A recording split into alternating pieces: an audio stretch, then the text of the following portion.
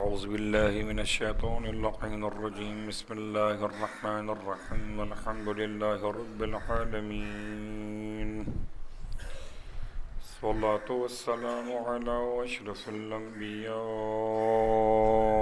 والمرسلين سيدنا أبي القاسم محمد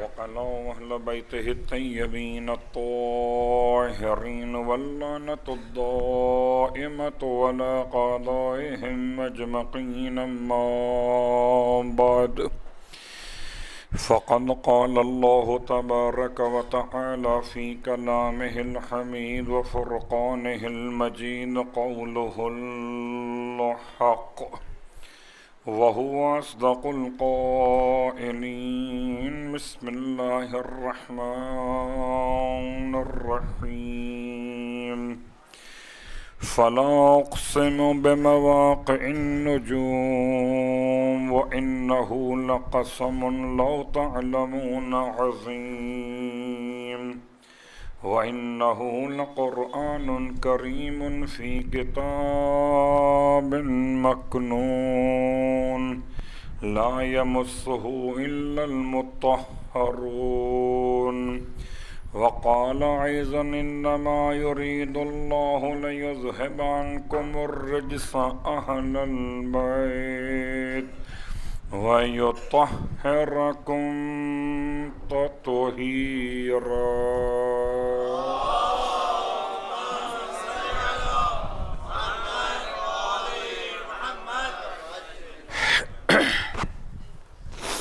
تمام تعریفیں اس خدائے بزرگ برتر کے لیے جو شہیدوں کا پروردگار ہے، اور تمام ہدیہ درود و سلام و نزوات مقدسات کے لیے کہ جو شہیدوں کے راستے کی ہدایت کا نشان ہے۔ الحمدللہ الذی جعلنا من المتمسکین بالقرآن العظیم وجعلنا من المتمسکین بولایت علی بن ابی طالب علیہ السلام۔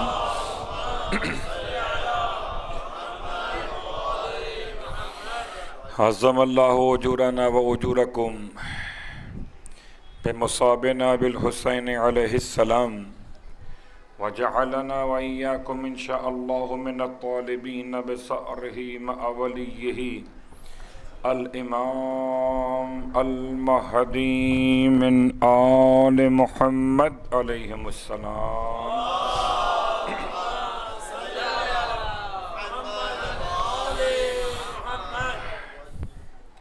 سامعین گرامی قدر، حاضرین ذوی الاحترام، فرش عزائے سرکار سید الشہداء پر ہماری اور آپ کی قسمت کی آوری کہ محرم کی 6 تاریخ بھی خدا نے ہمیں اپنے حسین کے ماتم داروں میں شمار کیا ہوا ہے۔ خداوند عالم کی بارگاہ میں یہ دعا ہمیشہ رہنی چاہیے کہ پروردگار ہمیں ہمیشہ امام علیہ السلام کے ماتم داروں میں شمار رکھے، اور نہ صرف ہمیں شمار رکھے بلکہ جو ہماری ذریت ہے، جو ہماری اولاد ہے، پروردگار وہ بھی امام علیہ السلام کے ماتم داروں میں شمار کی جائے۔ بہت سی باتیں ایسی ہوتی ہیں کہ جو دعا مانگے بغیر انسان کو ملتی نہیں ہے، اور فرش عزا پر دعا کی قبولیت میں اگر شک ہو تو اس انسان کو شاید فرش عزا کی عظمت کا ادراک نہیں ہے۔ پروردگار نے روضہ سرکار سید الشہداء کے اعتبار سے جو شرف امام علیہ السلام کی نسبت سے عطا کیا، اس شرف کو ائمہ اطہار اہل بیت علیہم الصلاۃ والسلام نے اس طرح بیان کیا کہ قبول الدعا تحت قبتہ، کہ دعائیں قبول ہوتی ہیں روضہ حسین کے قبے کے تحت میں. لیکن ایسا محسوس ہو رہا ہے کہ جیسے وہاں جائیں گے تو دعا قبول ہوگی، بلکہ شاید ایک اور انداز سے آپ اس کو محسوس کر سکیں کہ دنیا بھر میں جتنی دعائیں مانگی جا رہی ہیں وہ دعائیں براہ راست آسمان کی طرف بلند ہونے سے پہلے زمین کربلا سے بلند ہوتی. قبول الدعا تحت قبتی کیسے ہو سکتا ہے؟ اب قبے کا ترجمہ گنبد کیا جائے تو کیا گنبد روضہ مراد ہے؟ کیا وہ چار دیواری کی عمارت ہے؟ کیا وہ علاقہ حائر ہے؟ کیا وہ زمین کربلا کا محدود سا ایک ٹکڑا ہے؟ تو کیا سرکار سید الشہداء کی قربانی کربلا کے لیے تھی؟ سید الشہداء کی قربانی کیا صرف کربلا کے لیے تھی؟ کیا عراق کے لیے تھی؟ کیا عرب کے لیے تھی؟ کیا اسلام کے لیے تھی؟ یا ساری کائنات کے نظام کو بچانے کے لیے تھی؟ تو قبول الدعا تحت قبتہ ہی، ایک اس کا عموم ہے، ایک اس کا خصوص ہے. خصوص وہی ہے جو آپ نے سماعت کیا کہ جو وہاں پر اس گنبد کے نیچے کھڑے ہو کر دعا مانگے اس کی دعا خدا قبول کرتا ہے. یہ خصوص. عموم کو اگر لیجئے، شیخ الحدیث علی اللہ مقامہ مولانا شبیر حسین نجفی، کون نہیں جانتا آپ میں سے؟ خاص طور سے وہ حضرات جانتے ہوں گے جو مشہد مقدس میں ایک زمانے تک امام رضا علیہ السلام کے زائرین کے لیے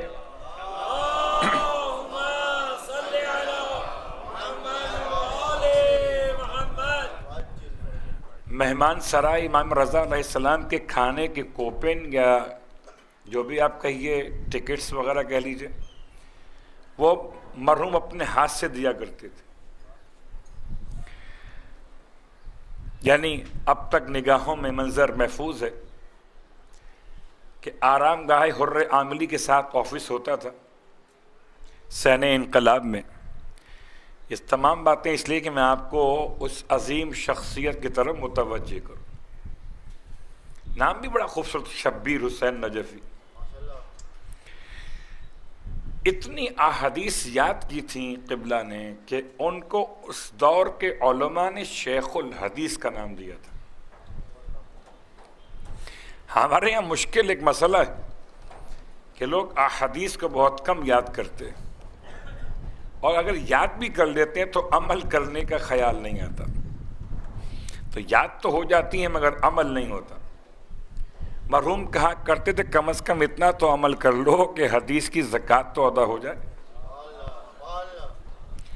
اگر 40 حدیثیں یاد کی ہیں 10 دنوں میں محرم کے، تو کم از کم ایک حدیث صلوات پڑھے محمد و آل محمد، عمل کر لو.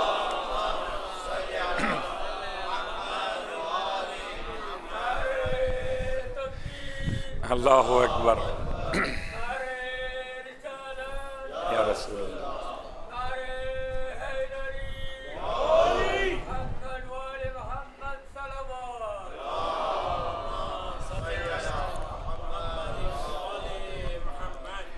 تو شیخ الحدیث بہت کم اس طرح سے جیسے عام علماء خطیب حضرات خطابت کیا کرتے ہیں، وہ کم خطابت کرتے تھے مگر عمدہ خطابت کرتے تھے.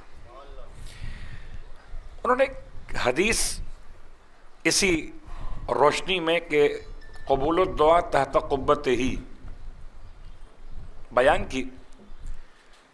کہتے ہیں کہ اگر کسی مقام پر معصوم کے فرمان کا خلاصہ بیان کیا کہ اگر کسی مقام پر دنیا میں کسی مقام پر سرکار سید الشہداء کی مجلس اعظم منعقد کی جائے تو خدا اتنی دیر کے لیے اس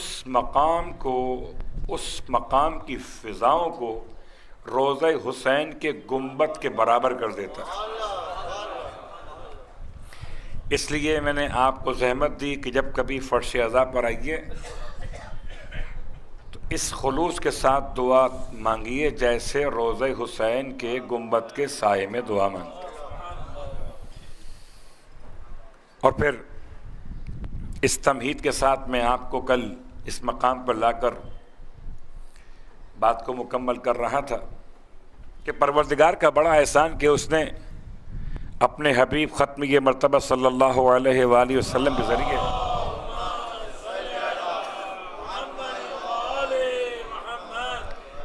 دو چیزوں کا تعارف کرا دیا، ایک قرآن کا اور ایک اہل بیت کا، یعنی عطرت کا۔ قرآن کا انداز عبارت اور ہے، انداز اشارہ اور ہے، انداز لطائف اور ہے، انداز حقائق اور ہے۔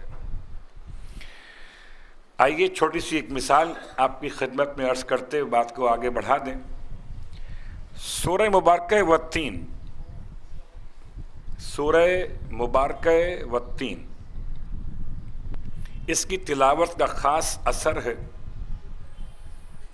روایت کے اعتبار سے معصوم فرماتے ہیں اگر اس سورے کو اپنی واجب یا مستحب نمازوں میں تلاوت کرو گے، ہمارا مسئلہ یہ ہے کہ ہم چاہتے ہیں کہ چھوٹے چھوٹے سورے پڑھیں اور بڑے سورے نہ پڑھیں۔ کبھی کبھی ایک نظام بنائیے کہ کوئی سورہ کسی دن، کوئی سورہ کسی دن، تاکہ ان صورتوں سے بھی آشنائی حاصل ہو، روشنی آپ تک پہنچے جو معصوم نے بیان کیے تلاوت کی فضیلت کے ساتھ۔ اگر کوئی انسان سورہ والتین کو اپنی واجب نمازوں میں یا مستحب نمازوں میں تلاوت کرے تو امام فرماتے ہیں اس کے لیے پروردگار یہ اجر و ثواب رکھتا ہے کہ جنت میں اسے اس کی مرضی کا مقام دیا جائے گا۔ پوری جنت اس کے سامنے ہوگی اور خدا اس سے پوچھے گا کہ تمہیں کس مقام پہ رہنا ہے۔ اللہ اکبر! تو بہت لمبا سورہ نہیں ہے، سورہ واقعہ نہیں ہے، یہ سورہ یاسین نہیں ہے، یہ سورہ والفجر بھی نہیں، سورہ والتین ہے۔ 8 آیات پر مشتمل ایک سورہ ہے۔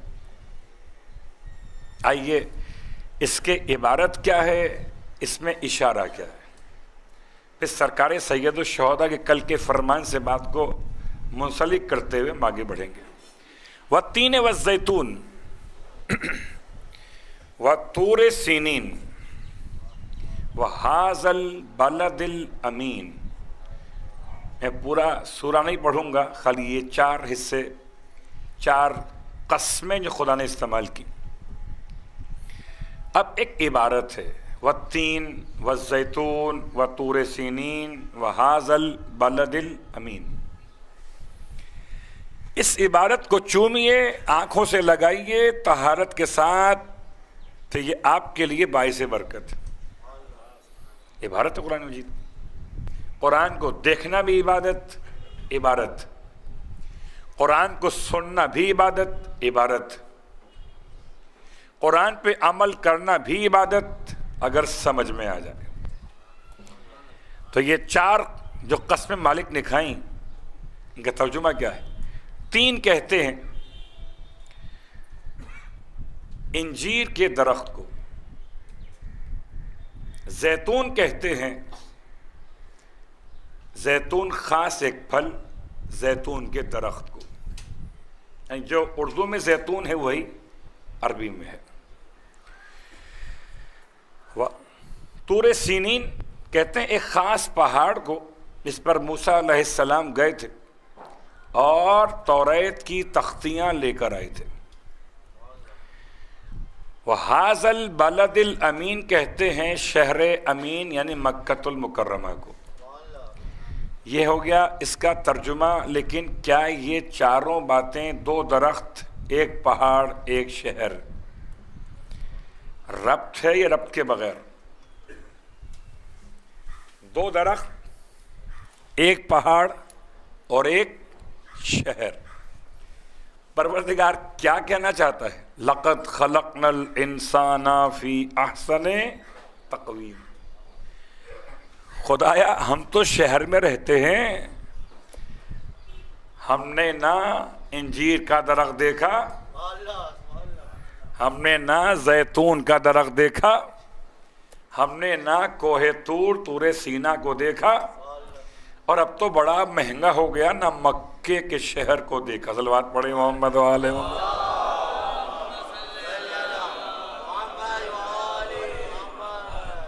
تو پروردگار یہ 4 قسمیں کھائی ہیں بغیر ربط کے.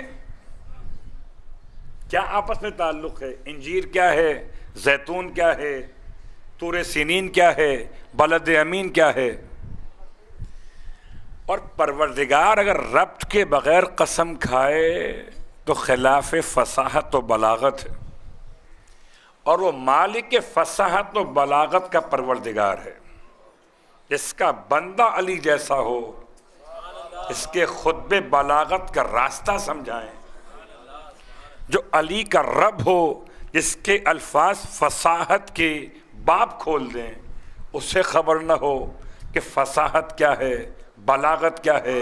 یہ 3 کیوں کہہ دیا، زیتون کیوں کہہ دیا، طور سین کیوں کہہ دیا، بلد امین کیوں کہہ دیا، اور قسم کھائی انسان کی. لقد خلقنا الانسان بیان کیا انسان کو.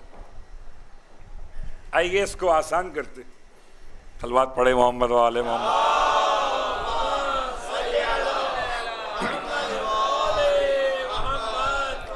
چار قسمیں ہیں نا قرآن کے الفاظ میں، 4 قسم کی باتیں ہیں. ایک عبارت، ایک اشارات، ایک لطائف، ایک حقائق. یہ عبارت تھی. عبارت عوام کے لیے اتنا ہی کام ہے کہ بس سنو، 3 کیا، زیتون کیا، طور سینین کیا، بلد امین کیا. اب یہ اشارہ کس کے لیے؟ کیا خواص کے لیے؟ تو اشارہ کیا ہے؟ متاخرین نے، تفسیر کرنے والوں نے اس پہ کچھ کام کیا ہے، متقدمین نے بہت کم اس پہ کام کیا اور اس کی گتھیاں سلجھا نہ سکے، یعنی اس کی وضاحت اس طرح بیان نہ کر سکے. میں نے اپنے الفاظ کو ذرا آسان کیا. یہ 4 کہ اصلاً پروردگار نے اگر قسم کھائی 3 کی تو یہ 3 نہیں ہے. اس سے مراد پروردگار کی ایک خاص عنوان ہے. وہ کیا ہے؟ کہ جنت میں جب جناب آدم اور حوا علیہم السلام نے اس درخت کی جانب قدم بڑھائے جس سے خدا نے ان کو روکا تھا، تو نتیجتاً لباس جنت سے محروم کر دیے گئے. میں نے بڑی احتیاط سے بات کو مکمل کرنا ہے. نتیجتاً لباس جنت سے محروم کر دیے گئے. جب لباس جنت سے محروم ہوئے تو آپ دونوں کو احساس ہوا کہ بدن پر لباس نہیں ہے، اور یہ فطرت میں شامل ہے انسان کی کہ بغیر لباس کے حیوان تو ہو سکتا ہے، انسان نہیں ہو سکتا. حضرت آدم اور حوا کو دیکھنے والا کوئی نہ تھا سوائے ان دونوں کے ایک دوسرے کے. اس کے باوجود جبکہ محرم بھی تھے، کوئی ناظر نہ تھا، خود محرم بھی تھے، مگر لباس انسان کے مزاج میں ایسے شامل کیا گیا کہ اگر کوئی لباس اتروائے تو شیطان، پہنائے تو رحمان. جناب آدم اور حوا علیہم السلام نے مسئلے کا حل نکالا. سورہ بقرہ کیا کیا انہوں نے؟ کہ یہ دونوں تلاش کر رہے تھے کہ جنت کے باغات میں کوئی ایسا درخت مل جائے اس کے پتے اتنے بڑے ہوں کہ ان پتوں سے اپنے بدن کو پوشیدہ کر سکیں. آج بھی بعض ایسے اقوام شاید مل جائیں کہیں دور دراز میں کوئی کہ جو لباس سے ابھی تک ناآشنا ہوں اور پتوں سے بدن کو چھپاتے ہوں. حضرت آدم اور حوا علیہم السلام نے جنت میں جس درخت کے پتے کو توڑ کر اتنے بڑے بڑے تھے من ورق الجنہ، جنت کے درخت کے پتے کہ ان سے اپنے بدن کو پوشیدہ کیا. یہ ہے اصلاً اشارہ، اور قرآن مجید نے درخت کا نام نہیں بتایا. کتاب توریت میں اس درخت کا نام ملا درخت انجیر. اب سمجھ میں آیا؟ والتین اصلاً یہ درخت کا عنوان نہیں ہے، بلکہ عہد آدم کی قسم کھائی جا رہی ہے. تو ایک عبارت ہے، ایک اشارہ. اب آئیے آگے بڑھیے. والزیتون، پروردگار نے قسم کھائی زیتون کی. زیتون یعنی ایک اولیو، ایک پھل. اس سے مراد کیا؟ یا اس پھل کا درخت کیا مراد ہے اس سے؟ تو ایک ہو گیا ظاہر، ایک ہے باطن. باطن نہیں، اشارہ. باطن اور ہے.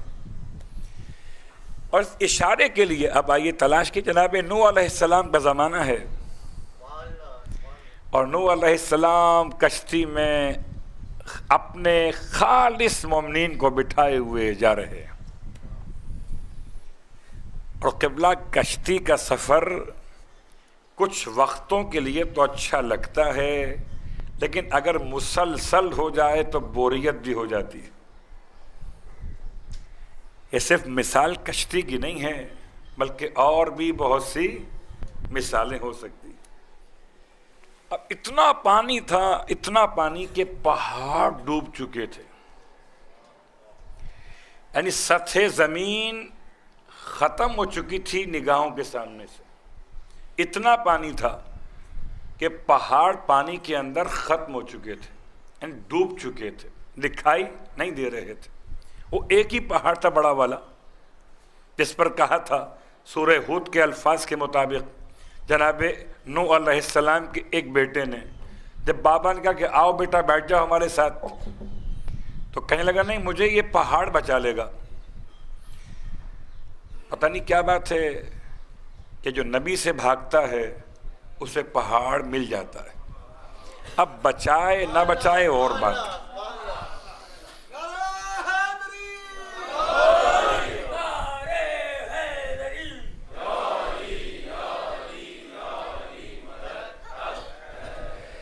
بھائی جسے نبی سے بھاگنا ہو اسے پہاڑ مل جاتا ہے، چاہے پہاڑ بچائے یا نہ بچائے. تو کسی کو بچایا ہوگا، اس کو نہیں بچایا. تو اگر پہاڑ اونچے ہوتے تو یہ بچ جاتا نا. اس کا نہ بچنا بتاتا ہے کہ اتنا پانی تھا کہ پہاڑ پانی میں بالکل پوشیدہ ہو چکے تھے. جب پہاڑ پوشیدہ ہو گئے تو درخت کہاں بچیں گے؟ میں آپ کو کہیں پر لے کے جا رہا ہوں آہستہ آہستہ.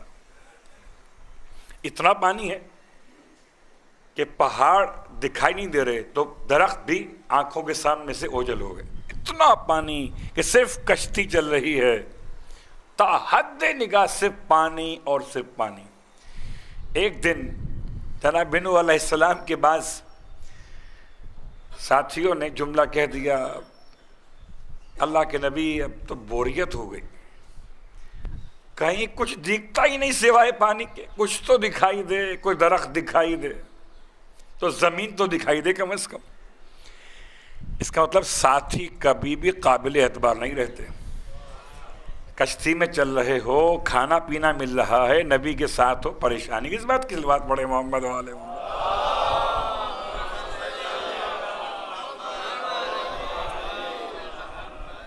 بھائی ساری آسانیاں تو میسر ہیں، آپ کو کیا پرابلم ہو رہی ہے؟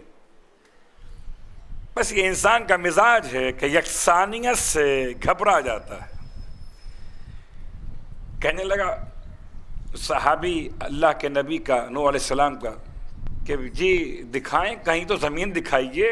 سب زمین ختم ہو چکی ہے، سب ڈوب چکی ہے، کوئی درخت دکھائی دے، کم از کم آنکھوں کو ٹھنڈک ملے. اچھا، اللہ کے نبی نے پرندوں کو بلایا کشتی کے اندر، یا جو کشتی کے اندر آپ کے ساتھ چل رہے تھے ان میں سے روانہ کیا، جاؤ بھائی جاؤ خبر لے کر آؤ۔ یہ نبی کے ڈرونز تھے جو گھوم رہے تھے، کہیں ہے کوئی زمین دکھ رہی، اور زمین کی پہچان ہے درخت وہاں ہوں گے۔ زمین کی پہچان عام طور پر ایسے ماحول میں درخت سے ہو رہی تھی۔ تو پرندے ایک دائیں گیا، ایک بائیں گیا، ایک سامنے ایک پیچھے، چاروں طرف گھوم گئے، اور بڑی تلاش کے بعد ایک پرندہ اپنے چونچ میں ایک درخت کے پتے کا ٹکڑا لے کر آیا اور لا کے کشتی نوح میں نوح کے سامنے ڈال دیا۔ وہ تھا درخت کا پتا، وہ اس کے لیے خدا نے کہا والتین والزیتون۔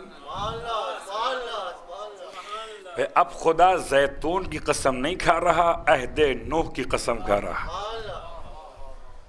اور باقی دو باتیں بڑی آسان ہیں۔ طور سینا، حضرت موسیٰ علیہ السلام جس پہاڑ پر گئے تھے، اور توریت کی تختیاں آپ کو وہاں عطا کی گئیں لفظی ترجمے کے اعتبار سے، تو خدا نے پہاڑ کی قسم نہیں کھائی ہے، اصلاً عہد توریت کی قسم کھائی ہے۔ اور رہا وَهَذَا الْبَلَدِ الْأَمِينَ، تو کیا پورا شہر امین ہے؟ اگر پورا شہر امین ہو تو پھر کیا ضرورت تھی مکے کے کافروں کو کہ اپنی امانت محمد کے حوالے کر؟ پھر کسی کے حوالے کرتے؟ سبھی تو امین ہیں۔ وَهَذَا الْبَلَدِ الْأَمِينَ، یاد رکھیں کوئی شہر امین نہیں ہوتا، نہ کوئی شہر خائن ہوتا ہے، نہ کوئی شہر باوفا ہوتا ہے، اور نہ کوئی شہر بے وفا ہوتا ہے۔ مسئلہ شہر کا نہیں ہے۔ اب ہمارے اس شہر کے لیے ایک بہرحال جملہ استعمال ہونے لگا کہ کراچی والوں کے خون سفید ہو گئے۔ صلوات پڑھے محمد و آل محمد۔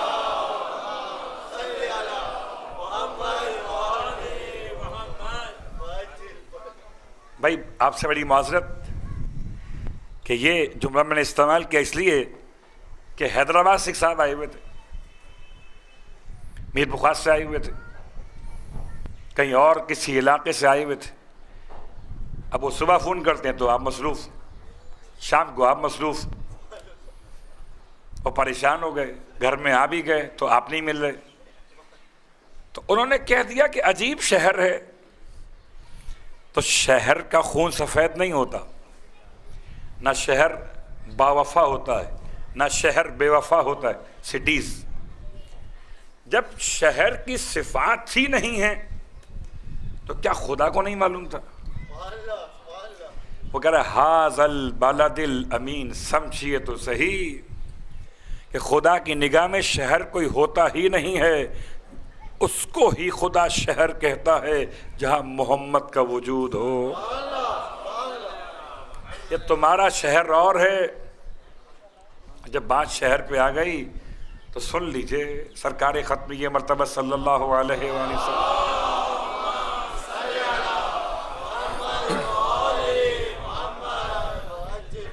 چونکہ میں اپنے اس عنوان سے متصل بھی ہو گیا کہ اطرت کے 11 معنی میں سے آج کا جو ہمارا معنی تھا، اطرت کے ایک معنی ہے شہر اور مرکز کے۔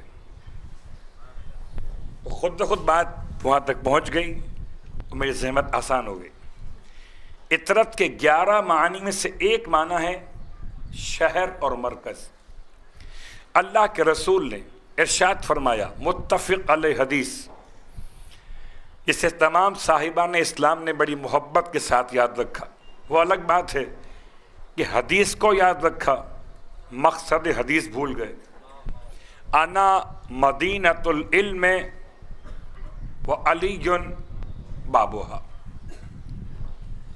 سب کو زبانی یاد ہے ماشاءاللہ سے۔ لفظ مدینے کا ترجمہ کیا ہے؟ کا شہر۔ وَهَذَا الْبَلَدِ الْأَمِينَ، بلد مانے شہر، قریہ مانے شہر، مصر مانے شہر۔ تو کیا سارے شہر برابر ہیں؟ اردو میں مجبوری ہے کہ سب کو شہر کہتے ہیں، عربی میں فصاحت اتنی ہے کہ سب کو الگ الگ ناموں سے یاد کیا جاتا ہے۔ ویسے کہیں اور بلد یاد آئے نہ آئے آپ کو، یا تو لفظ بلدیہ سے بلد یاد آئے گا یا سید محمد کے نام سے بلد یاد آئے گا۔ ذرا سی خالص اردو میں بات ہو گئی، بلدیہ اور بلد۔ بلد کا مطلب ہے کوئی ایسی چھوٹی سی آبادی جسے گاؤں گوٹھ وغیرہ کہیے، کہ جہاں 2-4 دکانیں ہوں، کوئی اسٹاپ بنا ہوا ہو، مسافر آ کے رکتے ہوں۔ یہ ہمارا موضوع بحث نہیں ہے سوائے لفظ امین کے۔ اللہ کے رسول نے اپنی حدیث میں لفظ کو استعمال کیا۔ اللہ کے رسول آپ فرماتے کہ انا قریۃ العلم والی بابها، انا مصر العلم والی بابها۔ نہ آپ نے قریہ فرمایا نہ مصر فرمایا، فرمایا تو مدینہ فرمایا۔ تمہیں کیا خبر کہ قریہ بھی شہر ہے؟ مگر قریہ اس شہر کو کہتے ہیں کہ جو اپنی ضروریات خود پوری نہ کر سکتا ہو۔ قریہ اس شہر کو کہتے ہیں جس میں کوئی فیکٹریز نہ ہوں، آپ کی زبان میں کوئی فیکٹریز نہ ہوں، کوئی بڑی کمپنیز وہاں پر بناتی نہ ہو کوئی سامان، اپنی ضروریات خود پوری نہ کر سکتا ہو بلکہ کسی اور شہر کا محتاج ہو، اسے قریہ کہتے ہیں۔ اور مصر کہتے ہیں اس شہر کو کہ جو اپنی ضروریات تو پوری کر سکتا ہے لیکن کسی اور کی ضروریات پوری کرنے پہ قادر نہیں ہے۔ اور مدینہ کہتے ہیں اس شہر کو کہ جو اپنی ضروریات بھی پوری کرتا ہو اور دوسروں کی ضروریات بھی پوری کرتا ہو۔ اب انا قریۃ العلم نہیں، انا مصر العلم نہیں، انا مدینۃ العلم وعلی بابها۔ صلوات پڑھ لیں محمد و آل محمد۔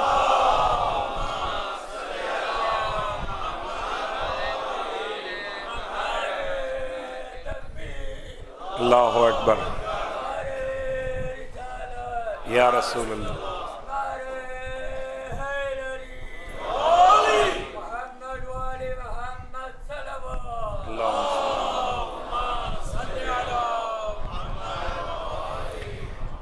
اور اگر لفظ بلد سے بات سمجھیے تو ھذا البلد الامین میں بلد کا مطلب شہر، اور شہر سے مراد مکہ۔ تو ظاہر تو یہی ہے عبارت کے اعتبار سے، مگر اشارہ یہ نہیں ہے۔ لا اقسم بھذا البلد، سورہ مبارک بلد پورے قرآن میں ایک سورہ بھی ہے، سورہ مدینہ نہیں ہے، سورہ مصر نہیں ہے، سورہ قریہ نہیں ہے، سورہ بلد ہے۔ الفاظ کیا ہیں؟ لا اقسم بھذا البلد، میں قسم کھاتا ہوں، خدا کہتا ہے اس شہر کی۔ خدا کس شہر کی؟ وَأَنْتَ حِلٌّ بِهَذَا الْبَلَدِ، اس شہر کی اے حبیب جس پہ تو موجود ہے۔ تو خدا کے نزدیک بلد جب معتبر ہے جب محمد مصطفیٰ موجود ہے۔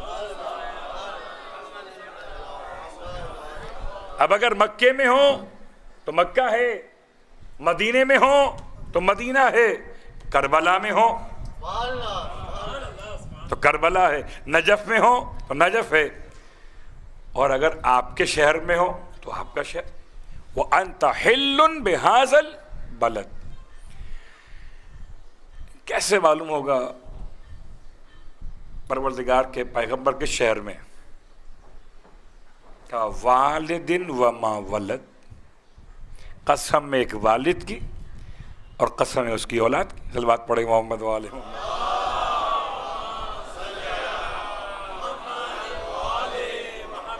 اب دائی ڈھونڈیے والد کون ہے اور اولاد کون ہے؟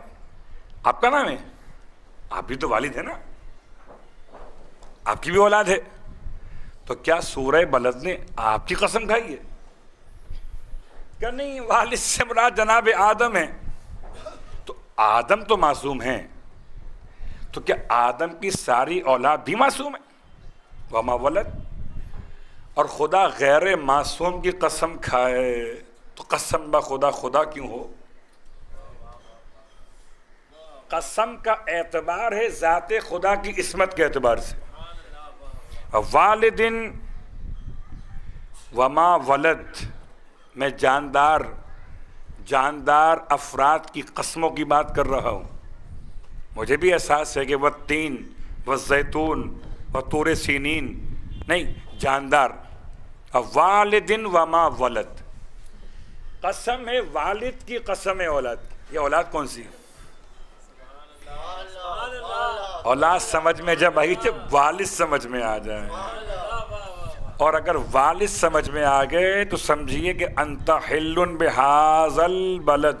ہمیں دو ہی مقامات پر دکھائی دیا، یہاں کہیں والد تھا یا کہیں اولاد تھی. اگر پیغمبر مکے میں تھے تو والد نے بچایا،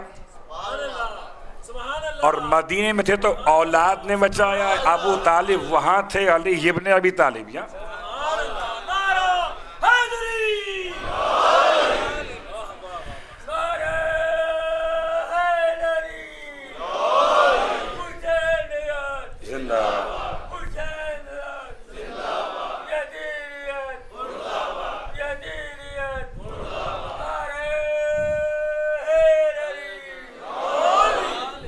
وَأَنْتَ حِلٌّ بِهَذَا الْبَلَدِ. بات بہت آگے بڑھ گئی. ہم صرف چلے تھے کہ عبارت سے اشارات کو الگ کر کے بتائیں کہ عبارت اور ہے، اشارات اور ہے. یہ تفسیر نہیں کی جا رہی بلکہ صرف اشارات پہ بات ہو رہی. وَوَالِدٍ وَمَا وَلَدٍ وَأَنْتَ حِلٌّ بِهَذَا الْبَلَدِ. لیکن سورہ والتین وَهَذَا الْبَلَدِ الْأَمِينِ، باقی باتیں کل، کہ امین سے لے کر اور امان تک کا سفر طے کریں کل. آج چھوڑ دیں. اور اب بات اس سورے میں آ جائے. اس سورے میں اللہ نے اپنے حبیب کو ایک اور کیفیت کے ساتھ متوجہ کیا. والضحیٰ، سورہ والضحیٰ کے نام سے، اور چونکہ میں ذرا سا دقت کے ساتھ پڑھ رہا ہوں تو یہ آپ کو دال فیل ہو رہا ہوگا، مجبوری ہے، یہ ضحیٰ نہیں پڑھا جائے گا. والضحیٰ واللیل اذا سجا ما ودعک ربک وما قلی وللآخرۃ خیر لک من الاولی ولسوف یعطیک ربک فترضی فَأَمَّا الْيَتِيمَ فَلَا تَقْهَرْ. میں نے بیچ کی آیت چھوڑ دی. أَلَمْ يَجِدْكَ يَتِيمًا فَآوَىٰ وَوَجَدَكَ عَائِلًا فَأَغْنَىٰ وَوَجَدَكَ ضَالًّا فَهَدَىٰ. پورا سورہ آپ کو یاد ہے، خالی ایک جملہ وَأَمَّا الْيَتِيمَ فَلَا تَقْهَرْ. دیکھو حبیب، تم یتیم تھے، اس نے تمہیں پناہ دی.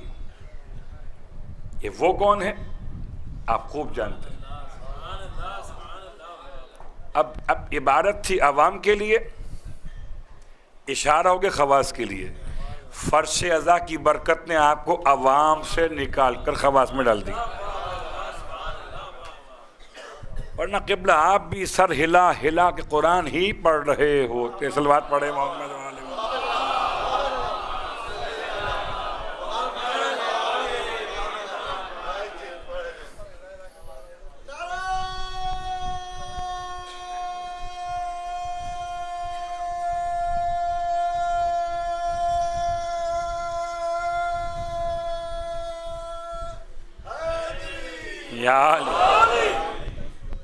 میں بغیر کسی جانب اشارہ کیے ہوئے ایک چھوٹی سی بات بیان کر دیتا ہوں، آگے بڑھ جاتا ہوں.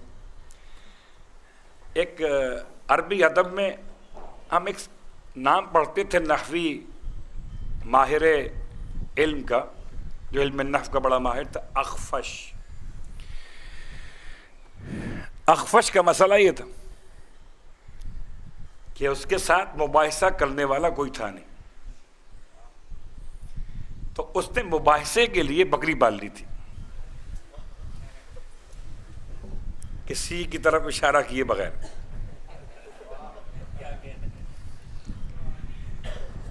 مباحثے کے لیے بکری پال لی تھی۔ دیکھیں، جب تک مباحثی ساتھ میں نہ ہو، جب تک انسان کو باتیں یاد نہیں ہوتی، تو آپ سنائیں مجھے، میں سناؤں آپ کو، مباحثہ ہو گیا نا۔ اچھا، اب مجبوری تھی، اب بکری خود تو کچھ سنانے پہ قادر نہیں تھی مگر سننے پہ قادر تھی۔ بکری سن سکتی ہے نا، جو آپ بول دیجئے۔ تو عجیب بات تھی اخفش کی، بکری کا کان پکڑتا تھا اور کان پکڑ کے اپنے علم نحو کے اصول سناتا تھا۔ کلو فاعل مرفوع، جیسے کہ بکری کو سنا رہا ہو، تو اب جب 3 دفعہ ریپیٹ کیا اور جیسے ہی کان چھوڑا، جانور ہے وہ، آپ نے اس کا کان چھوڑا، اس نے جھٹکا کان کو، سر ہلایا سے کر کے، اوہو، سمجھ میں نہیں آیا، پھر کان پکڑ لیا۔ صلوات پڑھے محمد و آل محمد۔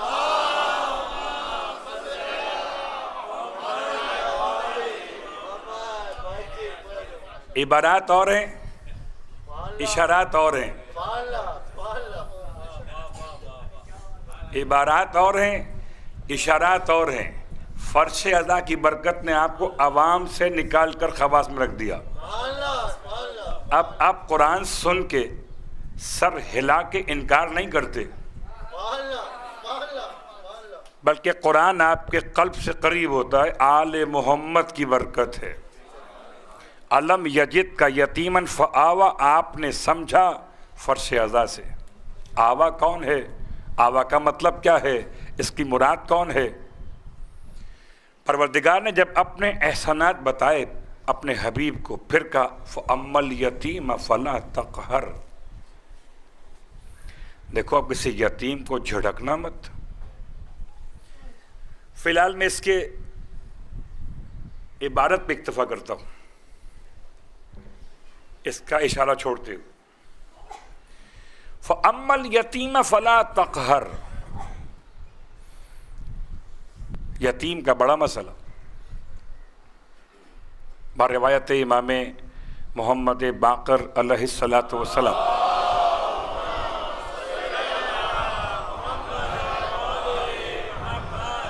فرماتے خبردار یتیم کا مال 1 درہم بھی مت کھانا، نہ اس سے کم نہ اس سے زیادہ، کہ اگر تم نے یتیم کا مال 1 درہم بھی ظلمن کھایا تو تم نے مال نہیں کھایا، آگ کھائی ہے۔ یہ درہم کا لفظ سمجھانے کے لیے، نہ اس سے کم نہ اس سے زیادہ، ظلمن۔ وَلَا تَأْكُلُوا أَمْوَالَ الْيَتِيمِ، مت کھاؤ یتیم کے مال کو اپنے مال کے ساتھ ملا کر، ظلمن۔ یتیم کی اہمیت پر بہت ساری روایات موجود، خالی ایک جملہ آپ کی خدمت رس کروں۔ اللہ کے حبیب نے پورے معاشرے میں یتیم کی کفالت کا اس طرح پیغام پہنچایا۔ عجیب بات ہے کہ ہر انسان چاہتا ہے کسی VVIPs کے ساتھ چلے اور پروٹوکول کا لطف اٹھائے، اسی لیے شاید گاڑیاں بڑھ جاتی ہیں اس طرح کے افراد کے ساتھ چلنے والوں کی۔ مثال دے رہا ہوں، قیامت کا میدان ہوگا اور قیامت کے میدان کا سب سے عمدہ ترین پروٹوکول ختمیہ مرتبت کے لیے مقام محمود کیا ہے؟ مقام شفاعت۔ بلند ترین پروٹوکول ہے اللہ کے حبیب کے لیے۔ وَلَلْآخِرَةُ خَيْرٌ لَكَ مِنَ الْأُولَى وَلَسَوْفَ يُعْطِيكَ رَبُّكَ فَتَرْضَىٰ۔ سورہ والضحیٰ۔ اس دن ہر انسان چاہے گا میں پیغمبر کے ساتھ ساتھ چلوں، اور اس دن پیغمبر کے ساتھ ساتھ چلنے کے لیے اللہ کے حبیب نے 1400 سال پہلے کوالٹیز بتائی تھیں. ان میں سے ایک کوالٹی یہ تھی کہ جو میرے ساتھ ساتھ چلنا چاہتا ہے قیامت کے میدان میں، اس سے چاہیے یتیم کی کفالت کرے. انا وکافل الیتیم کہاتین، میں اور یتیم کا کفیل دونوں اتنے قریب ہوں گے جیسے ہاتھ کی دو ملی ہوئی یہ انگلیاں، ان کے درمیان کوئی ایک انگلی اور بھی نہیں آ سکتی. اتنا لطیف اشارہ کیا پیغمبر نے اس کے لیے جو کفیل و یتیم کا. اور ایک جملہ اور سنیے، اسی اعتبار سے کہ مولا متقیان علی ابن ابی طالب علیہ الصلوۃ والسلام نے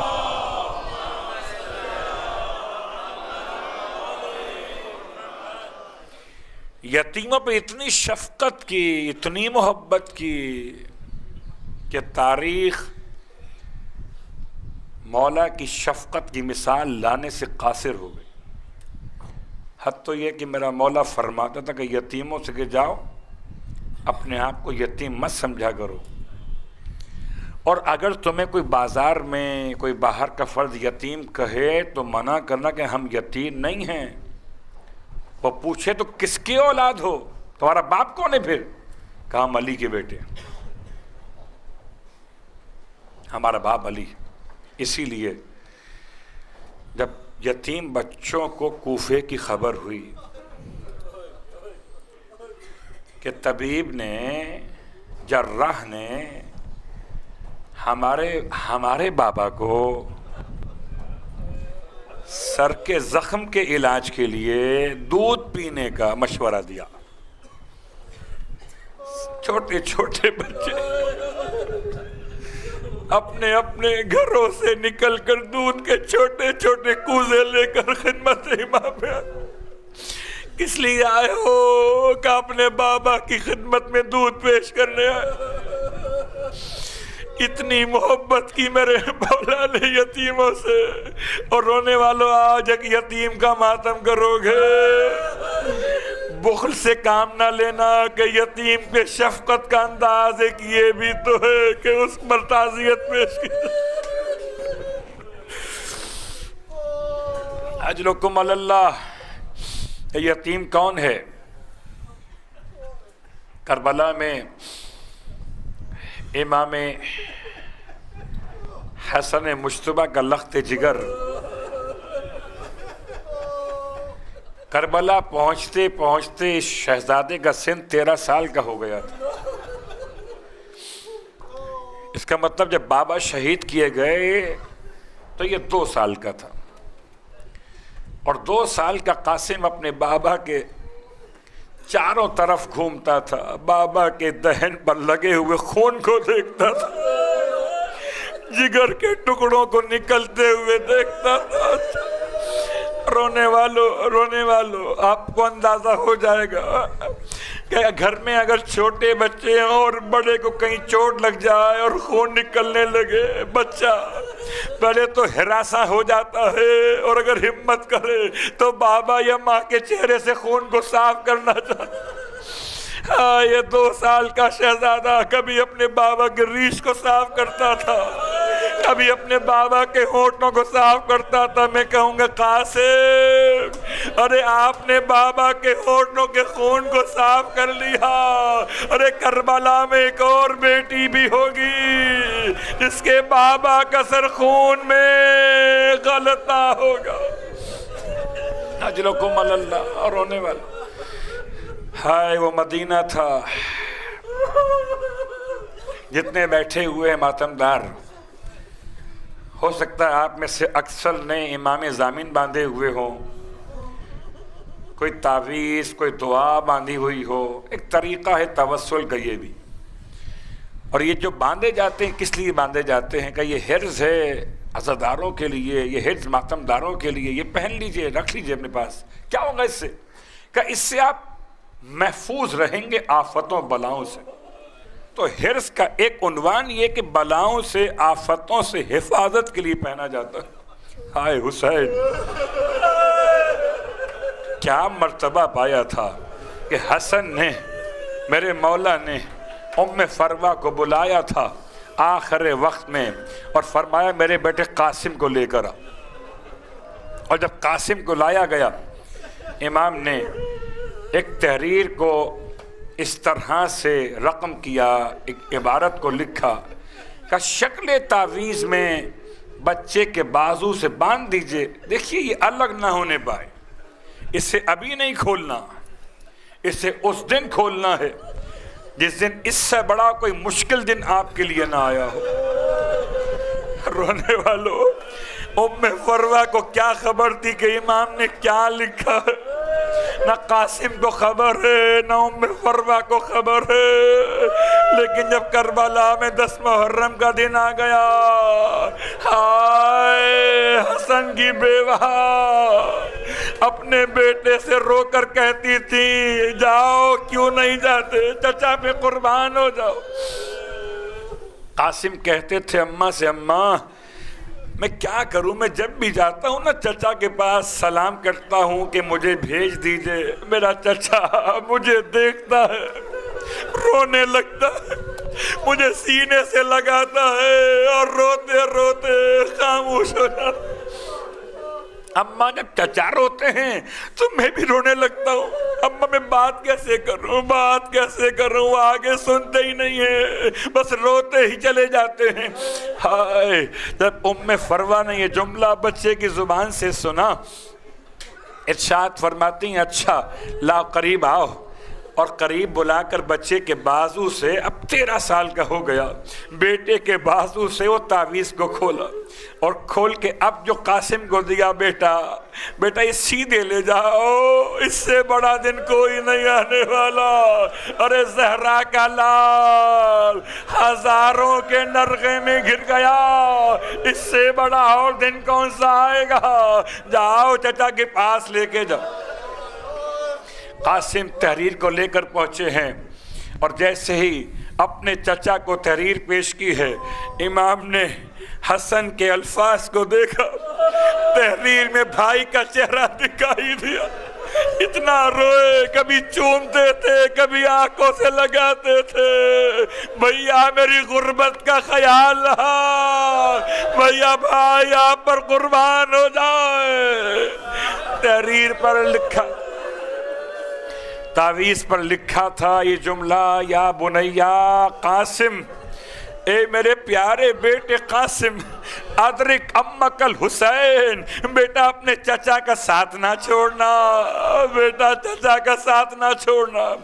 जनाबे कासिम ने तहरीर पेश की है, बड़े मुतमईन हो गए, मगर मेरा मौला हुसैन रोए जाता है कि एक मर्तबा पसे पर्दे खैमा से जनाबे उम्मे फरवा ने फरियाद की है, मौला मैं आपसे कोई जुमला कहने की जसारत ना करती, मौला अगर मेरा वारिस सर पे होता मुझे आपसे कहना ना पड़ता, मौला क्या बेवा के फिदिये कबूल नहीं किए? हाय हुसैन, अरे दिखाओ कोई ऐसी तारीफ जो माए तमन्ना कर रही हो कि जल्दी जाता क्यों नहीं है। अजरकुम अल्लाह। इमाम कासिम को सीने से लगाए हुए, बच्चे की अजीब हालत है, यानी अजीब है, इस तरह की हालत है कि जैसे बच्चा अपने चचा से हयात मांग रहा हो। कभी हाथ चूमते थे, कभी अबा का दामन, चाचा मुझे भेज दीजिए, चाचा मुझे जाने दीजिए। इमाम मजबूर हो गए, फिर भी ऐसे भेजा नहीं है, अजीब अंदाज इख्तियार किया, कासिम के गिरेबान को चाक कर दिया, कासिम को ऐसा अमामा बांधा इसके दोनों तरफ तहतुल हनक लटका दिए थे। अरब में ये तरीका था कि इस तरह का लिबादा कोई पहनता था तो यतीम शुमार किया जाता था। कोई अब मैदान कर, अब जितना रोना है यतीम पे शफकत करोगे, ये हसन का यतीम है, अगर चाहते हो कयामत में मोहम्मद के साथ उठाए जाओ, आओ यतीम पर मातम कर लो। अजरकुम अल्लाह। امام نے ایسے تیار کیا ہے جیسے یتیم سامنے آتے تھے تاکہ میدان کربلا میں اگر کوئی تلوار مارنا بھی چاہے تو ہاتھ کو روک لے، یتیم بچہ ہے 13 سال کا قاسم ہے۔ کہتے ہیں قد اتنا بڑا نہیں تھا کہ گھوڑے پہ اکیلے سوار ہو جاتے، چچا نے اٹھا کے گھوڑے پر بٹھا دیا، قاسم میدان کربلا میں چلے۔ راوی حمید ابن مسلم لکھتا ہے میں نے دیکھا چاند کا ٹکڑا سا باہر نکل آیا ہے، اور اتنا سادہ کہتا مجھے ابھی تک یاد ہے کہ اس کے بائیں پیروں میں جو نالین تھی اس کا تسمہ ٹوٹ رہا تھا۔ کہتا ہے میں نے عجیب منظر دیکھا کہ اپنے جوتے کے تسمے کو باندھنا چاہ رہا۔ ہائے حسین، 13 سال کا شہزادہ میدان کربلا میں آیا، بڑا جہاد کیا۔ کہتے ہیں ارزق شامی نے اپنے 4 بیٹے ایک کے بعد ایک قاسم کا سر کاٹنے کے لیے بھیجے، لیکن قاسم نے 4 کو واصل جہنم کر دیا۔ اور جب 4 جوان بیٹوں کو تڑپتے ہوئے دیکھا، آپ اندازہ کریں گے جس کے 4 جوان بیٹے مر چکے ہوں اس کی آنکھوں میں کتنا خون آ گیا ہوگا۔ ارزق شامی جھومتا ہوا بچے کے سامنے ایسے آیا جیسے کوئی ہاتھی کسی چیوٹی کے مقابلے پر آئے، مسل دے گا ابھی۔ جیسے امام نے اس کو آتے ہوئے دیکھا، امام جانب خیمہ بڑھے، بھابی دعا کیجئے خدا میرے قاسم کو کامیاب کرے۔ ہم بھی دعا کر رہے ہیں، رب کی بارگاہ میں حسین نے ہاتھ اٹھا دیے، خدایا میں قاسم کی لاش اٹھا لوں گا لیکن ابھی میرے قاسم کے ہاتھوں سے اس غرور کے پہاڑ کو خاک میں ملوا دے۔ اللہ اکبر۔ امام کی دعا بھی چلی، ماں کی دعا بھی چلی۔ قاسم نے وار کیا ہے، ارزق شامی زمین پہ گرا ہے۔ ارزق کا گرنا تھا کہ لشکر یزید میں غل مچ گیا، اتنا بڑا نقصان بچے نے کر دیا ہے تو ایک ایک کر کے مقابلہ ممکن نہیں ہے، اب سارے مل کر ٹوٹ پڑو۔ ایسے مل کے ٹوٹے یہ قاسم کے بدن پر اتنے زخم مارے گئے، وہاں غربتا 3 دن کا پیاسا، 13 سال کا نونہال، کبھی دائیں جھک جاتا تھا کبھی بائیں جھک جاتا تھا۔ رونے والوں آپ سمجھ سکتے ہو نا، گھوڑے سے اترتا وہ ہے جس کے پاؤں رکاب میں آ سکتے ہو، جس کے پاؤں رکاب میں نہ آ سکتے ہو وہ گھوڑے سے اترتا نہیں ہے۔ بچہ گھوڑے سے گرا ہے اور ایسے گرا، چچا کو سلام کیا، السلام علیکہ یا اماں، چچا میرا آخری سلام، چچا مدد کو آئیے۔ رونے والوں امام نے قاسم کا جملہ سنا، غضب کے ساتھ آگے بڑھے، ہائے عباس آگے بڑھے، 2 شیروں کو آتے ہوئے دیکھا، لشکر یزید میں ہلچل مچ گئی، ہائے کوئی دائیں بھاگا کوئی بائیں بھاگا، کبھی آواز دائیں سے آتی تھی یا اماں ادرکنی، کبھی آواز بائیں سے آتی تھی یا اماں ادرکنی۔ ارے چہرہ حسین دکھائی نہ دیا، بچے نے تیسری بار کہا یا اماں، اماں میری مدد کو آئیے۔ ارے گھوڑوں کے پیروں کے نیچے قاسم کے ٹکڑے، آؤ آقا حسین اٹھائیے، چلیے کہ جنازہ جانب خیام۔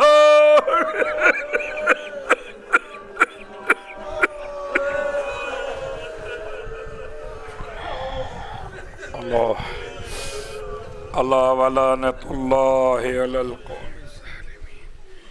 عرصہ اور ماتم ہے، شبیہ تابوت کی زیارت ہے۔ کل تو نہ تھے نا کربلا میں، ہائے آج تو ہو نا ماتم کے لیے۔ آؤ شبیہ تابوت کو کاندھا دو کہ میرا مولا حسین اکیلا تھا، عباس کو ساتھ لیا تھا، قاسم کے ٹکڑے اٹھائے تھے۔ آؤ تم شبیہ تابوت